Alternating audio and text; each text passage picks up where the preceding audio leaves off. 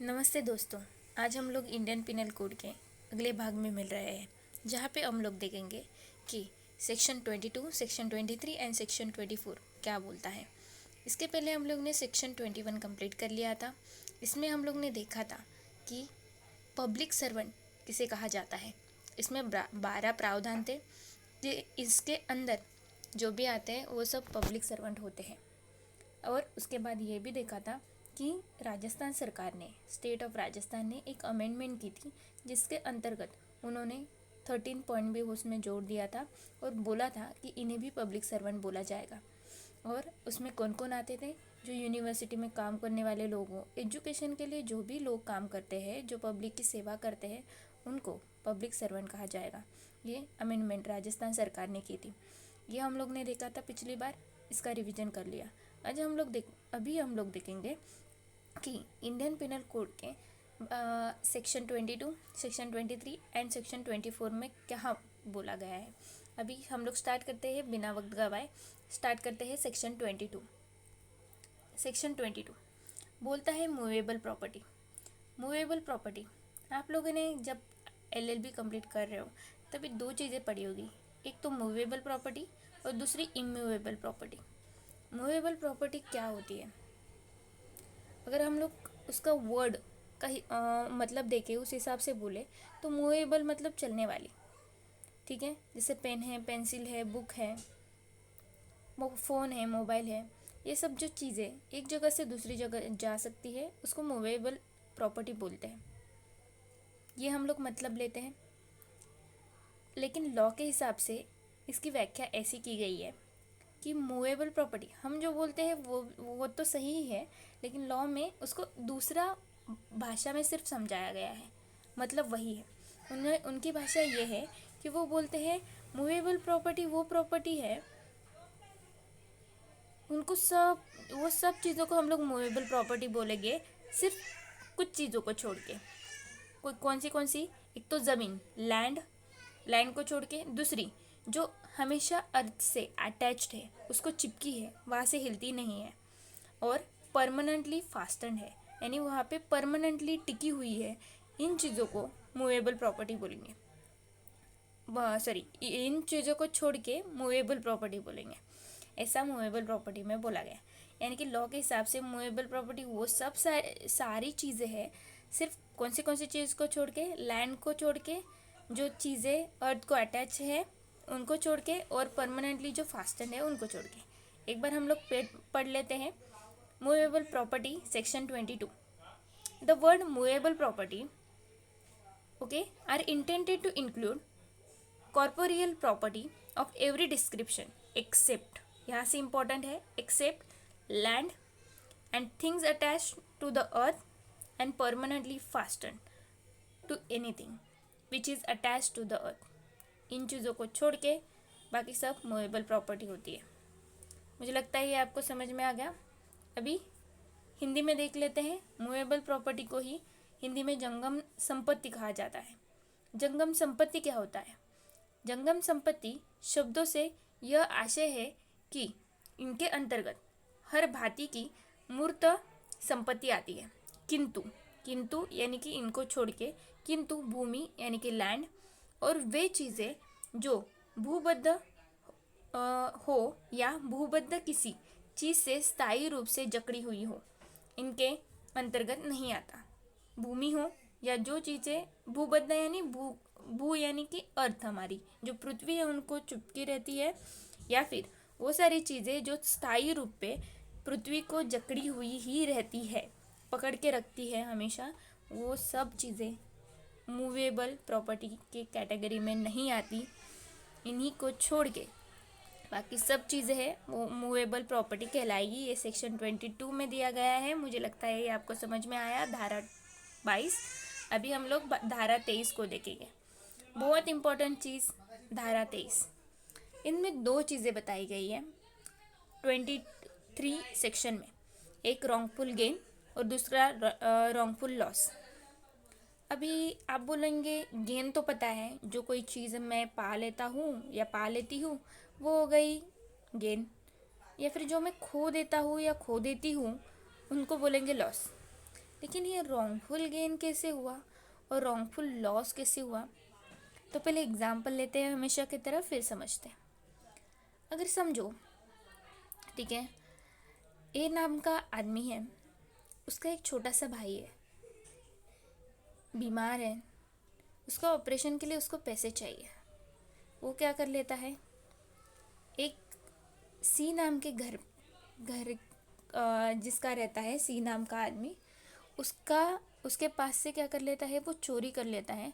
चोरी करके वो ऑपरेशन उस भाई का करा देता है। भले उसने मेहनत करके वो पैसा नहीं कमाया था, चोरी करके कमाया था, लेकिन उसको वो गलत काम करके मिला हुआ पैसा था। यानी कि गेन तो हुआ, लेकिन वो रॉन्गफुल था। इसका मतलब रॉन्गफुल गेन वो होता है जहाँ पे गेन तो होता है, पैसे तो मिलते हैं, लेकिन वो अनलॉफुल तरीके से मिलते हैं। देख लेते एक बार। Wrongful gain is gain by unlawful means of property which the person gaining is not legally entitled. वो लीगली एंटाइटल नहीं है वो पाने के लिए। समझे? अभी रॉन्गफुल गेन तो हम लोग ने देख लिया, अभी हम लोग देखेंगे रॉन्गफुल लॉस। ठीक है, रॉन्गफुल लॉस क्या होता है? अगेन हम लोग एग्जांपल ले लेते हैं एक बार। मेरा रॉन्गफुल लॉस हो गया। समझो, जो बी नाम के आदमी के घर पे, okay,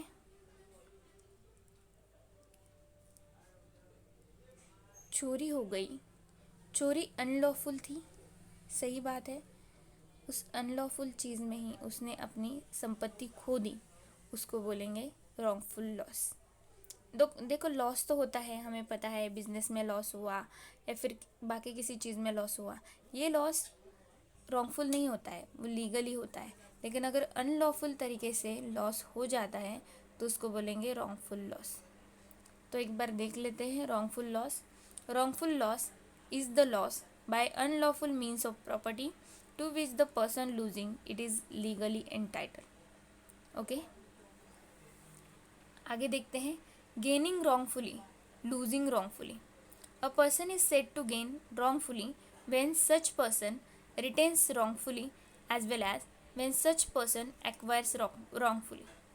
A person is said to lose wrongfully when such person is wrongfully kept out of any property as well as when such person is wrongfully deprived of property.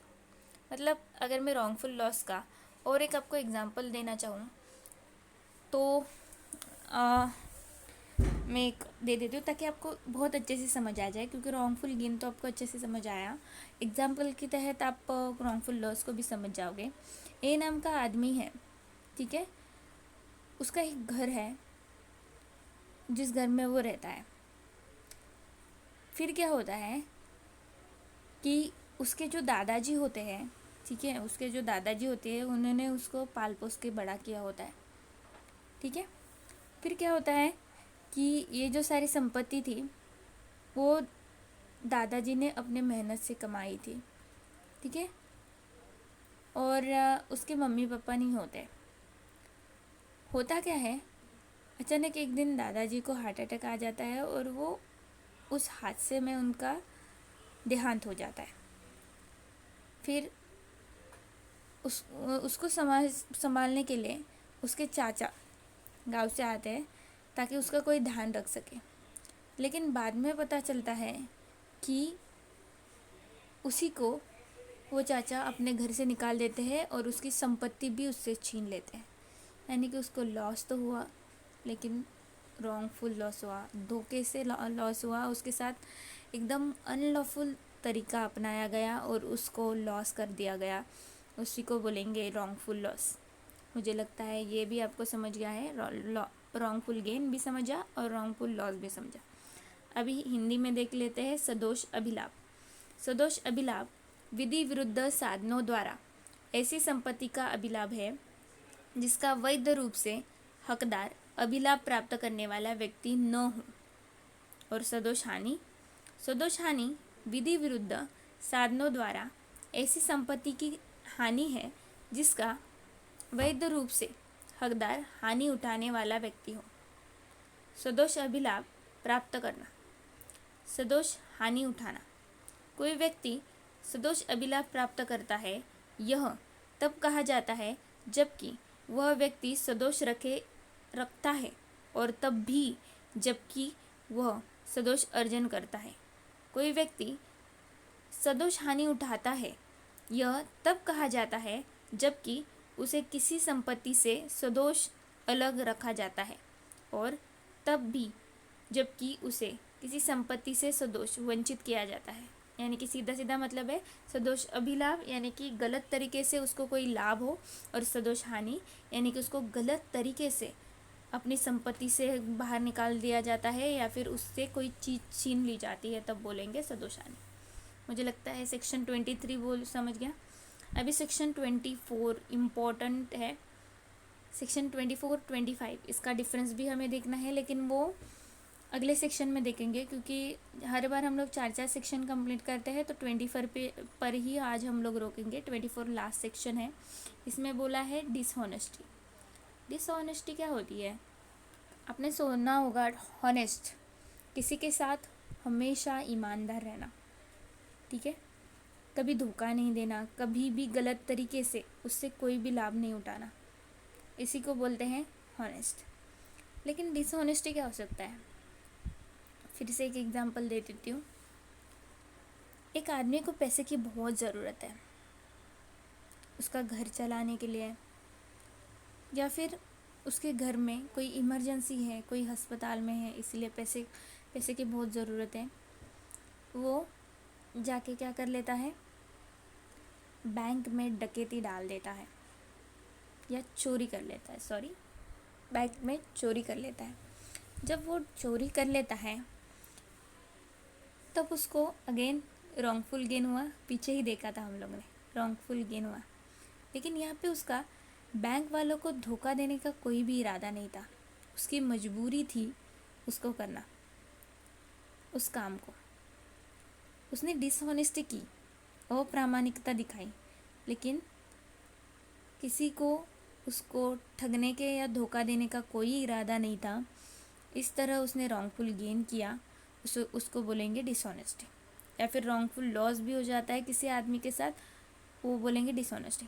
हाँ, कभी कभी इसमें इंटेंशन गलत भी हो सकता है, किसी को धोखा देने का हो भी सकता है और ना भी हो सकता है, उसको बोलेंगे डिसऑनेस्टी। अप्रामाणिकता से किसी चीज़ का लाभ उठाना या किसी को हानि पहुंचाना, किसी को गलत तरीके से हानि पहुंच गई।